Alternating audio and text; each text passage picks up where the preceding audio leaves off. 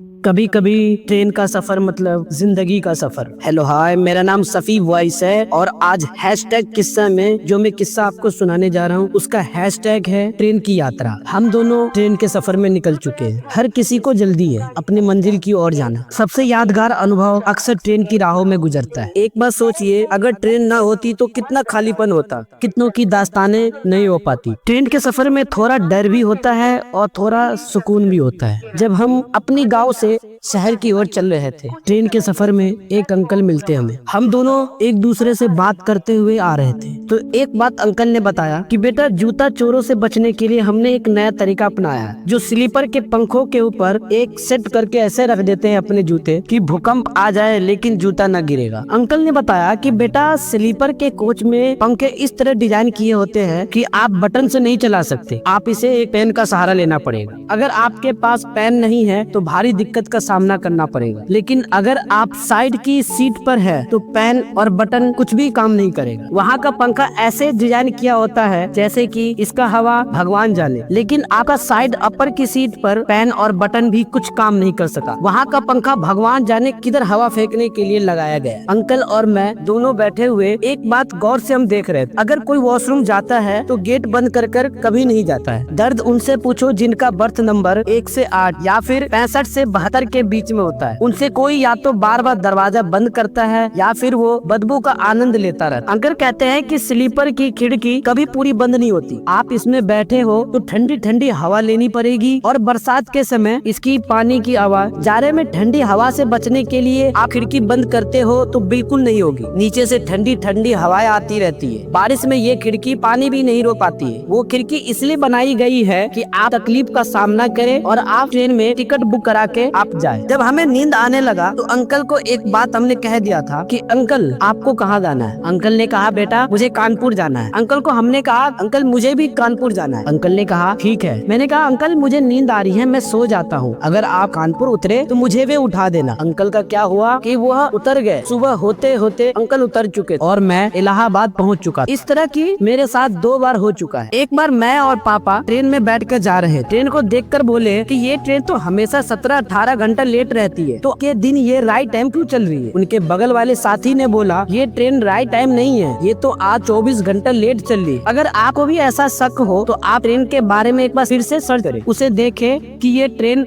वाकई में एक दिन लेट है। खिड़की वाली सीट का मजा बचपन तक ही सीमित होता है। अगर आप बच्चे से पूछोगे कि बेटा आप कहाँ बैठोगे, तो बच्चे कहेंगे, पापा मैं खिड़की के पास बैठूंगा। और अगर आप बड़े हो जाएंगे तो पता चलेगा कि खिड़की वाली सीट जानलेवा है। बारिश में पानी नहीं रुकता और सर्दी में ठंडी हवाएं आती रहती। गर्मी में तो लोग बैठ जाते हैं कैसे भी। एक उम्र के बाद ये खिड़की वाली सीट भी एक बोझ लगने लगती है। एक उम्र के बाद हमको ऊपर सीट अच्छी लगने लगती है, जहाँ न कोई छेड़ता है और न कोई पूछने वाला हो। ट्रेन के सफर में यह बातें अक्सर एक दूसरे लोग बात करते हुए चलते रहते हैं। उसी यात्रा में ट्रेन वाले हर कोच में एक बच्चे को जरूर प्रेफर करता है कि उस ट्रेन में जो लोग हो उसको परेशानी का सामना करना पड़े। अगर आप भी इस तरह से ट्रेन अपने सफर की ओर गए हो तो आप इसे लाइक और सब्सक्राइब करें और बताएं कि क्या आपने भी ऐसा देखा है और सुना है। अगर आपके ट्रेन किस्सों में इनकी शुमारी नहीं है